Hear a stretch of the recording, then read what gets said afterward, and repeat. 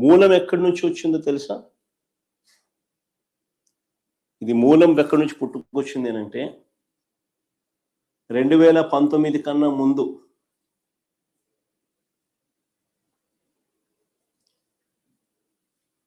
నా 3648 కిలోమీటర్లు సాగిన నా పాదయాత్రలో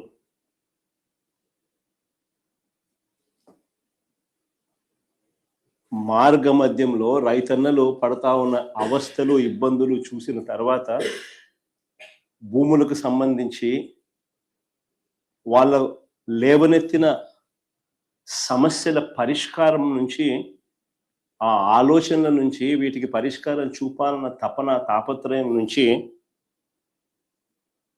శాశ్వత పరిష్కారం చూపించాలన్న ఆలోచన నుంచి పుట్టుకొచ్చింది దీని మూలం. అసలు ఆ రోజుల్లో చంద్రబాబు నాయుడు గారు ముఖ్యమంత్రిగా ఉన్నారు. నా పాదయాత్ర జరుగుతూ ఉంది. 2019కి ముందు రాష్ట్రంలో ఒక్కసారి రెవెన్యూ వ్యవస్థ పరిస్థితి ఎలా ఉంది అని అంటే, సర్వేయర్లు లేరు, సరిపడా సిబ్బంది లేరు, పరికరాలు లేవు, లేటెస్ట్ టెక్నాలజీ అంతకన్నా లేదు. భూములు ఎప్పుడైనా కూడా క్రయ విక్రయాలు జరిగినా, లేకపోతే భాగ పరిష్కారాల్లో భాగంగా ఏదైనా కుటుంబాల మధ్య డివిజన్ చేసుకున్న సబ్ డివిజన్ లేదు, మ్యూటేషను లేదు. ఇవి కూడా జరిగేటివి కాదు. పైగా ఎడా పెడ,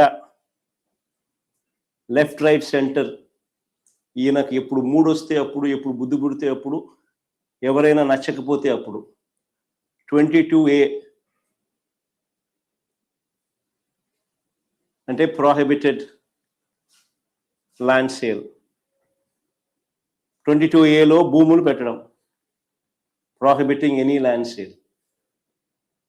వీళ్ళకి ఇష్టం రైతులను, ప్రజలను ఇబ్బందులు పెడుతూ అవస్థలకు గురి చేస్తున్న పరిస్థితి.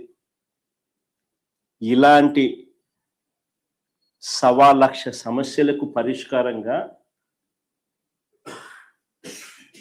సమగ్రమైన భూ సర్వే అండ్ సమగ్రమైన ల్యాండ్ రిఫార్మ్స్. భూ సంస్కరణలు చేయాలన్న ఆలోచన వాటి నుంచి వచ్చింది. అందుకని 2019 ఎన్నికల కన్నా ముందే మా మేనిఫెస్టో కాపీ కూడా ఒక డిస్ప్లే చేయడం ఒకసారి. మా మేనిఫెస్టో కాపీలోని 2019లో ఒకసారి డిస్ప్లే చేయండి.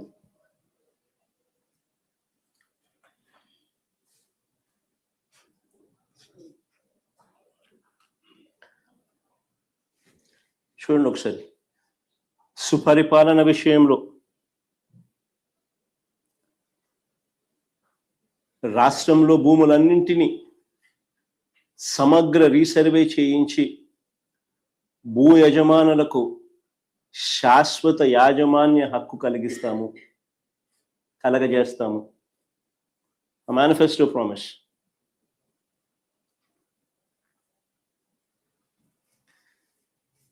అక్కడి నుంచి పుట్టుకొచ్చింది.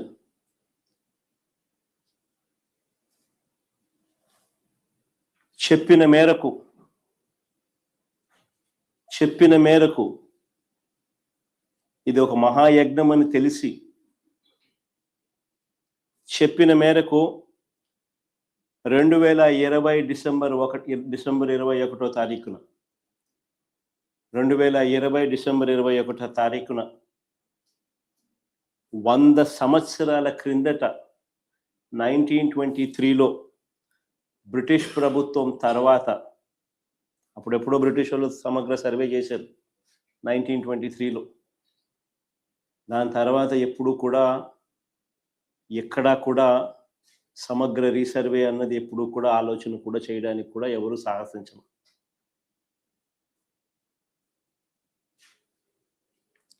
చెప్పిన మేరకు 2020 డిసెంబర్ 21వ తారీఖున 100 ఏళ్ల తర్వాత 1923లో బ్రిటిష్ ప్రభుత్వం తర్వాత సమగ్ర భూ సర్వే రికార్డ్స్ అన్ని అప్డేట్ చేయడం, సిస్టమ్స్ లేకి రిఫార్మ్స్ తీసుకొని రావడం మొదలుపెట్టి ఒక గొప్ప అడుగు పడింది ఆ రోజు. నిజంగా ఇది ఒక రాష్ట్ర ప్రభుత్వంగా ఒక సువర్ణాక్షరాలతో లిఖించదగ్గ ఒక గొప్ప అధ్యాయం.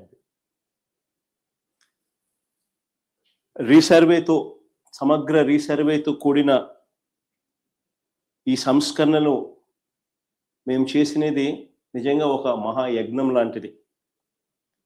చెప్తా ఎందుకు అంత యజ్ఞం అనే పదం ఎందుకు వాడుతా ఉన్నాను అని అంటే, ఒకసారి ఆ లోతు లేకపోతే మీతో పాటి ప్రజలందరికీ కూడా అర్థమవుతుంది అసలు ఎంత లోతుగా పోయాము అని. ఇది చెయ్యాలి అని అంటే ఎంత కష్టమైన పని అని కూడా అందరికీ అర్థమవుతుంది. దేశ పరిపాలనా చరిత్రలో భూ సంస్కరణలో సువర్ణాక్షరాలతో ఎందుకు లిఖించదగ్గ అధ్యాయం అని చెప్పి కూడా చెప్తా. ప్రజలకు, రైతులకు వివాదాలు లేని విధంగా, ఐ రిపీట్ దీస్ వర్డ్స్, వివాదాలు లేని విధంగా పారదర్శకంగా భూముల సర్వే చేయడంతో పాటు భూ రికార్డులన్నీ కూడా అప్డేట్ చేయడం, వాటిని ట్యాంపర్ చేయలేని విధంగా ఫిజికల్ అండ్ డిజిటల్ ఫార్మాట్లో రకరకాల వివిధ చోట్ల వాటిని భద్రపరచడం అట్ వేరియస్ లెవెల్స్. భూ యజమానులకు, రైతులకు శాశ్వత యాజమాన్య పత్రాలు, క్లియర్ టైటిల్స్ ఇవ్వడమే కాదు, ఆ క్లియర్ టైటిల్స్ కు ప్రభుత్వం పూచీకత్తగా గ్యారంటీగా నిలబడుతుంది.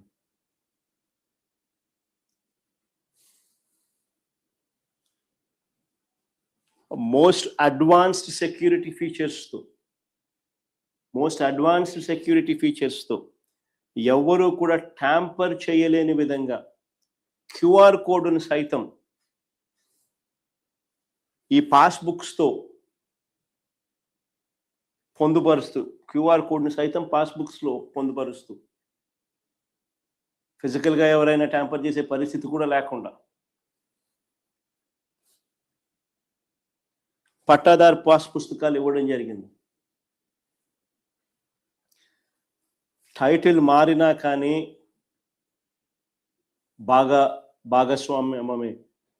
భాగాలు పరిష్కారంలో తల్లిదండ్రులతో, పిల్లలు తండ్రుల మధ్య లేదా అన్నదమ్ముల మధ్య టైటిల్స్ మారినా కానీ, లేదా క్రయ విక్రయాల ద్వారా ఏదైనా టైటిల్స్ మారినా కానీ automatic sub divisions, automatic protocol ప్రకారం మ్యూటేషన్ జరగడం,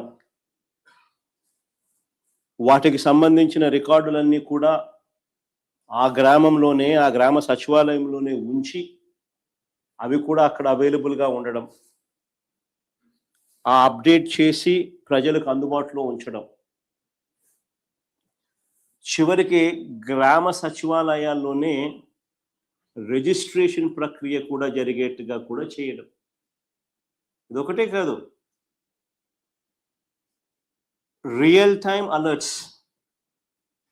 మీరు ఏదైనా భూమి ఏదైనా మీరు అమ్మినా, మీ భూమి ఏదైనా మీరు కొనుగోలు చేసినా, మీ భూమికి సంబంధించిన ఎక్కడైనా లావాదేవీలు, ఎక్కడ ఏం జరిగినా, ట్రాన్సాక్షన్ జరిగినా మీకు రియల్ టైం అలర్ట్స్ వస్తాయి మీ ఫోన్కు.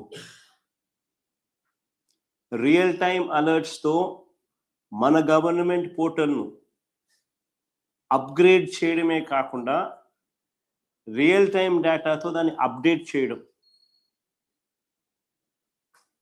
నేను అడుగుతా ఉన్నా, దీన్ని మహాయజ్ఞం అని అంటారు. Look at the depth. చేయాలనుకున్నది ఏ స్థాయిలోకి వెళ్ళి చేశాము అన్నదానికి this is the depth. Chandrababu Naidu గారు 8 పదులు వయసున్నా కూడా, 80 ఏళ్ళ వయసు, 8 పదులు వయసున్నా కూడా నువ్వు ఎప్పుడైనా ఇలాంటివి విన్నావా, చూసావా, చేసావా అని అడుగుతా ఉన్నా చంద్రబాబు.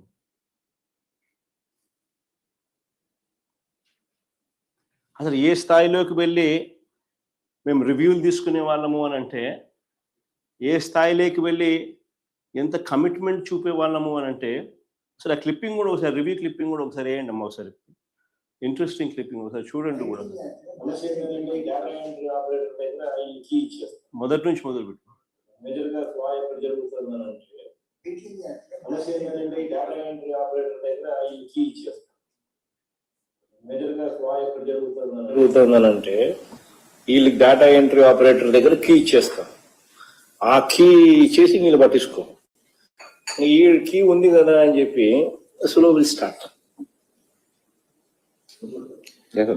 మనము టైటిలింగ్ యాక్ట్ లో బ్లాక్ చైన్ టెక్నాలజీ అని పెట్టాం sir, which is tamper proof. ఆ టైటిలింగ్ యాక్ట్ కూడా ఒకసారి చదువుకోండి. అక్కడ కొంచెం ట్యాంపర్ ఎవరైనా చేయాలని అనుకుంటే కూడా, చెయ్యాలని దురుద్దేశంతో ఆలోచన చేసినా కూడా చెయ్యలేని విధంగా నీ సిస్టమ్ ను డెవలప్ చేయాలి. అప్పుడే దీనికి మోర్ మీనింగ్ వస్తుంది. ప్రజలకు బేసిక్లీ ఒక కాన్ఫిడెన్స్ అనేది ఏంటంటే ఇది ట్యాంపర్ చేయలేము అన్న ఇంప్రెషన్ ఇవ్వగలిగితే, అది number 1. Number 2, whatever technology ద్వారా నువ్వు ఏదైతే నువ్వు పెట్టగలిగిన, that should only be stand by. You would have to be make sure that physical documents are also given. And physical documents ను గన ఎవరైనా చూపిస్తే, physical documents should overrule the technology. అది కూడా జాగ్రత్తగా చూసుకో. ఎందుకనంటే ఈ టెక్నాలజీలో ఏం చేస్తున్నాడో, ఎవరు చేస్తున్నాడో, ఏం పెడుతున్నాడో అన్నది ఆ డేటా ఎంట్రీ ఆపరేటర్ చేతిలో